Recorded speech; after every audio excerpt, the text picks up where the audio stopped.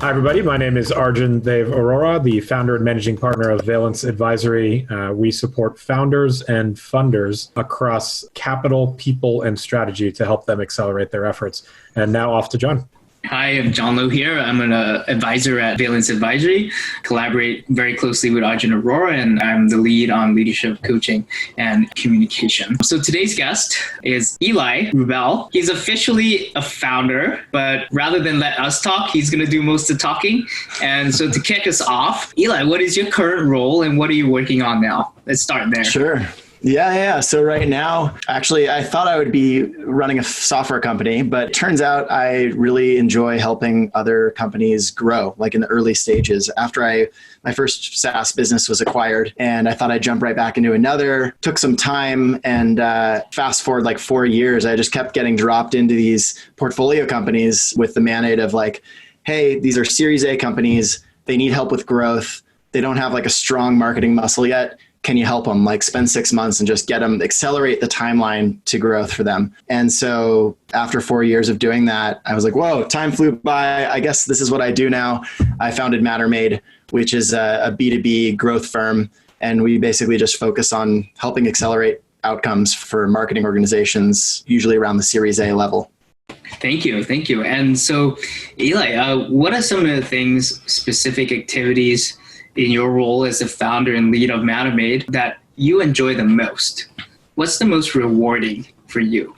For sure, the most rewarding thing is going in and seeing an amazing company with a lot of really talented people and getting to be part of helping them achieve their goals faster. I know that sounds cheesy and maybe even sounds like a sales pitch, but like truly it's like you go in, everybody's really gung-ho. They have these metrics that they all really want to hit, and they're just willing to do anything, like move mountains at that stage of a company to get there. And being able to go in and help provide a little bit of foresight, since we've been there and done that so many times, and help them avoid some of those pitfalls, like it's just really gratifying to get to experience that. Thanks. And I say this with respect, but founders and growth stage startups vary in their perspectives of what agencies can provide, right? For sure. And since you come from a background with what I would arguably say a founder mindset, what problems did you foresee in the traditional agency model that was a friction point or a misvalue add to founders that you and your team at Mattermade have been aggressive on filling? Yeah, no, that's a great question. And it comes up all the time, right? Like people generally have a really awful taste in their mouth with agencies. And a lot of the time it's like the traditional agency model is pretty misaligned, right? Like they're trying to run the clock, right? Burn hours, or they're taking a spiff on, like your ad spend. They're just focused on like trying to get you to spend as much as possible. So for us, like we got rid of that model. We were like, we're on retainer and we're going to sprint as hard as a marketing org would sprint for you in-house. And that's just how we work. And so that way our incentives are completely aligned, right? Like if we don't succeed as a company, then Mattermade hasn't succeeded as a company, right? So that's kind of the first piece. The second piece goes into this model around like, if you think, and this is something that we've talked a lot about with our VC partners, like there's starting to be this groundswell in this direction, which is like starting a company is already super risky enough, right? You're taking a huge bet on the product, then you're taking a huge bet on building the right engineering organization to build that product. And marketing and sales more and more, more so marketing than sales, but more and more it's like there's just certain blocking and tackling, certain basic playbooks and strategies that need to be rolled out, at least in that early stage. And then you get more creative and more funky and like more aggressive as you spend more and kind of go as you grow. But to get to that first, like to get to Series B milestones, and sometimes even Series C milestones, it's a lot of the same or similar stuff. And there's nuances at each company, sure.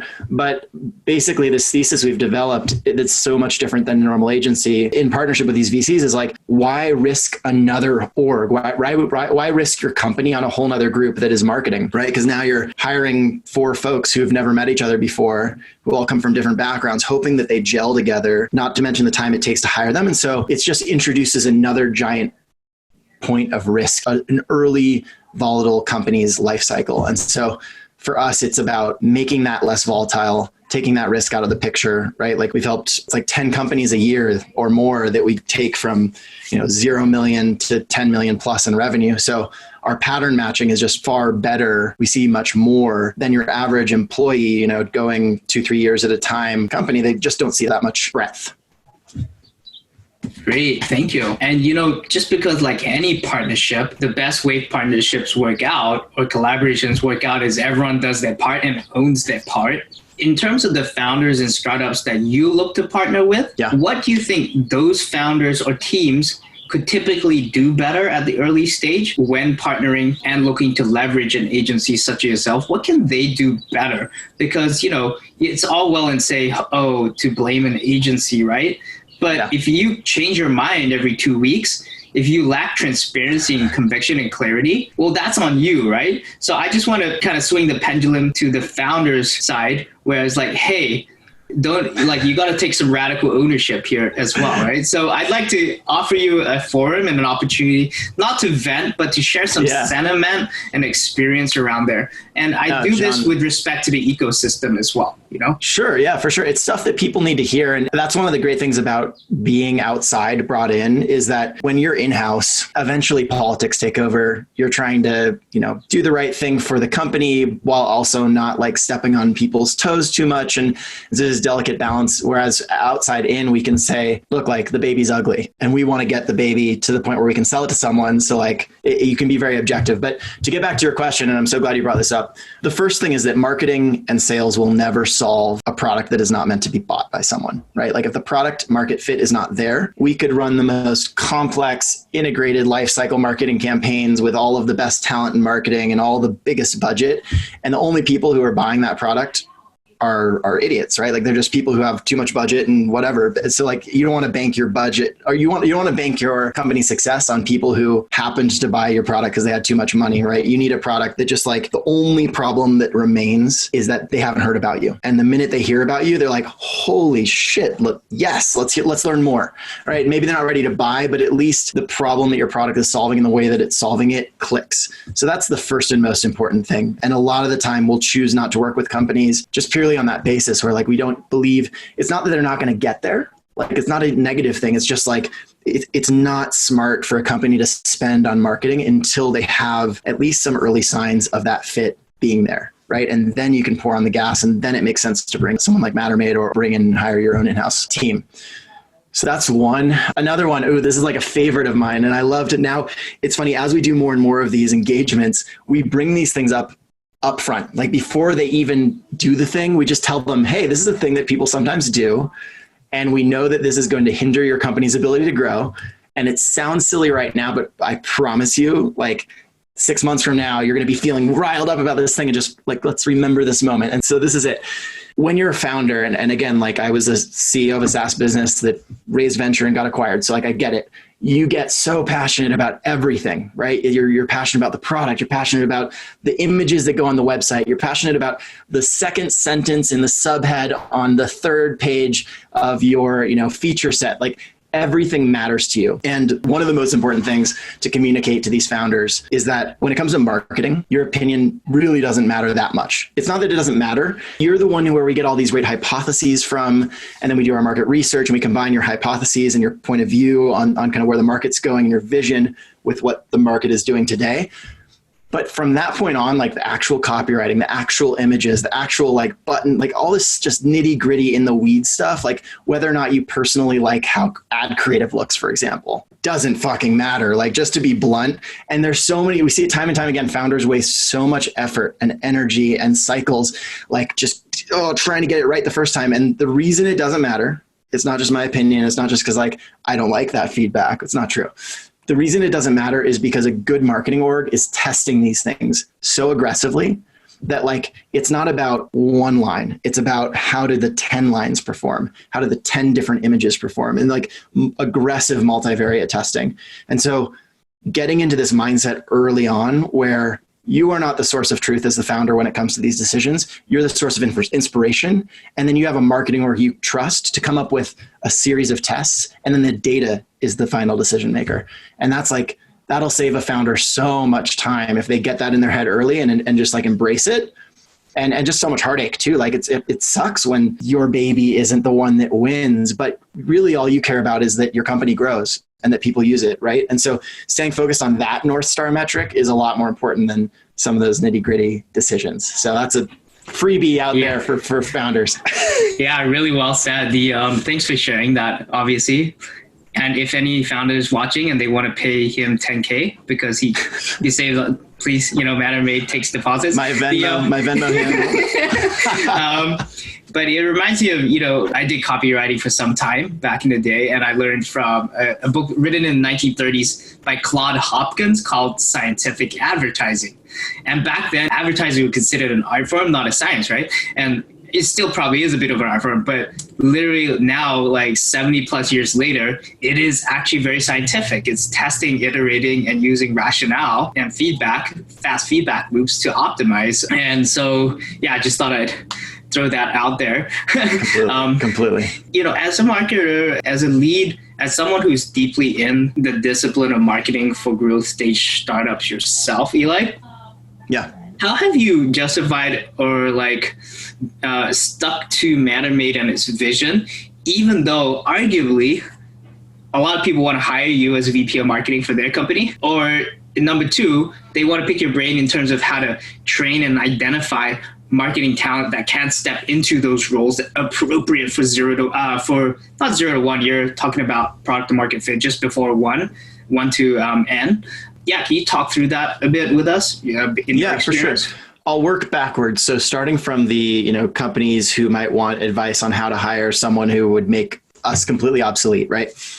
I'm so supportive of, we're not under the illusion that we are going to run a marketing org for someone forever, right? In fact, we're very specific in saying, by all means, I'll give people advice all day long. I'll connect them with great VPs or CMOs when I can in marketing talent, because the fact of the matter is, we exist because of the natural gap that takes place when a team, say they raise $10 million Series A. And they've got these board directive goals that they know they need to hit. And they probably have one AE, and maybe they just hired their VP of sales, and they've got this product market fit. And now they're like, well, shit, we've got the money in the bank. We need to sprint. We need to build a marketing engine. And all of a sudden, pretty quickly, they hire a recruiter, and they realize that, okay, to find a good VP of marketing, it might take 3 months if things go really well. And then that VP of marketing is going to need to get their bearings for probably another 2 months if things go really well. And then they're going to have their bearings and decide what hires they want to make, right? And then those hires might take another 3 months if things go really well. And that's things going well, right? We all have been in the seat where we're trying to make the key hires, and it's a competitive market and you don't always get the people you want right away. So that's why Mattermade exists. And that's why I can champion great people into great companies when it makes sense. And we can still exist as a firm because we're brought in when the CEO or the VCs realize, or even the VP of sales a lot of the time brings us in because they're like, well, hey man, I've got to feed my reps and I want to grow. So bring these guys in for the next 6 months, take the pressure off the hiring process. And the whole while we get to help them find those right people. So it's cool. We're not recruiters, but we certainly help them with those decisions, connect them to great people when we can, and then ultimately lead a transition process and train and onboard those folks. So it's about not having a gap, when you're trying to grow. Really well said.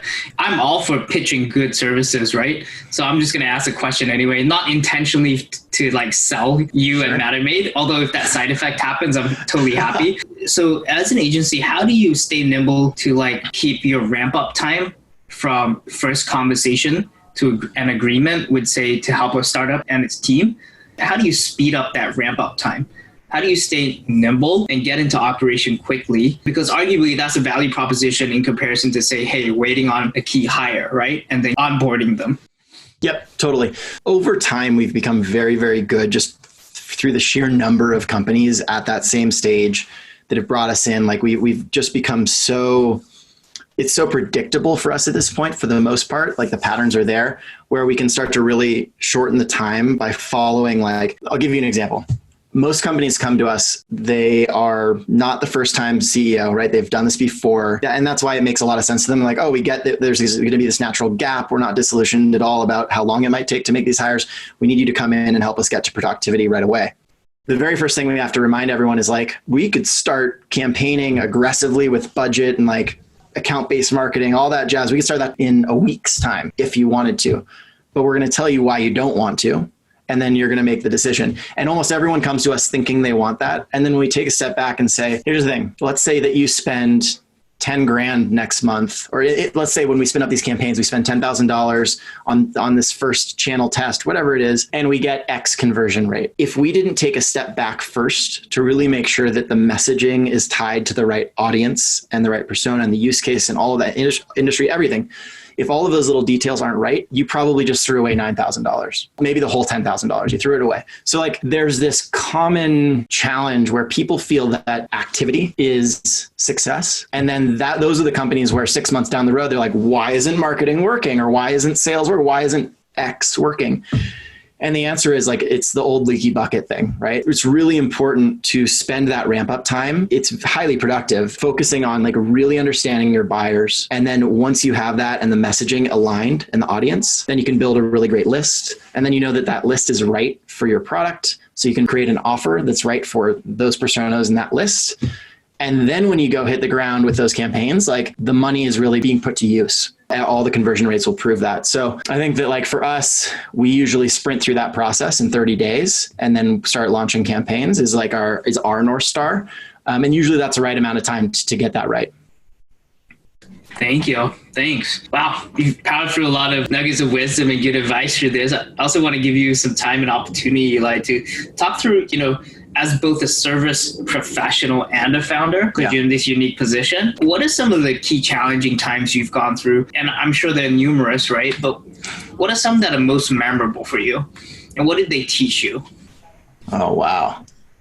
That's a big question. We'll going deep. Yeah, I'm trying to decide where to start. I mean, in my first SaaS business, back when I was not in the services side, we went through co-founders having to leave, like all sorts of the things that happen to a lot of founders that a lot of founders don't openly talk about necessarily. And I think our culture as an ecosystem has become a lot more healthy over time around that stuff. And people are more comfortable sharing those stories. When we raised for Glider, Glider.com was the company that I started. It was a contract lifecycle management, CLM in the Gartner Magic Quadrant. And I mean, we had to fully reboot and start from scratch 6 months in, like zero product. We had to fully reboot. And that was like a huge shock to the system and a real test of just like, do you really want to do this? Like, are you really in this?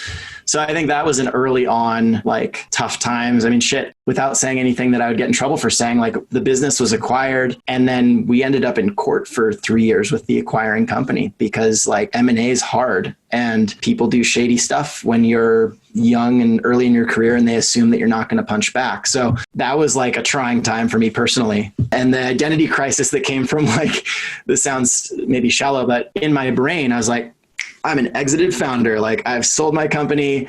Times are great. Like, this is awesome. I'm going to start my next company. We're good to go.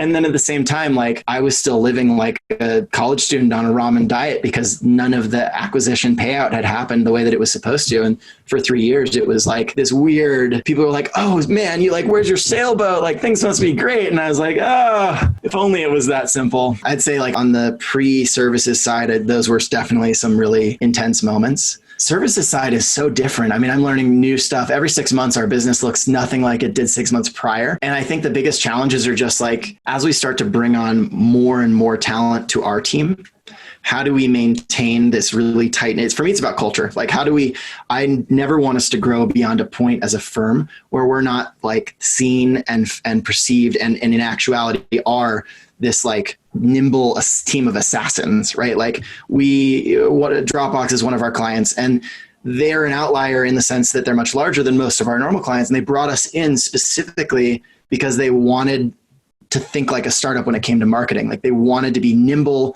agile, not be afraid to break things, like all the stereotypical kind of like posters you see on the wall at Facebook. And I never want that to change, right? And so I think that's a continual challenge as we bring on more and more talent to our team, is like keeping it tight knit, keeping it nimble, and still being known as the people who come in and kick ass for them. Great, thank you. And just because we have maybe a few more minutes, Eli, as you think through like the Matter Made culture and the company you want to build and its constituents, right? future and current team members. What are some of the core values or pillars you think define the culture you are creating and would like to refine at MatterMead?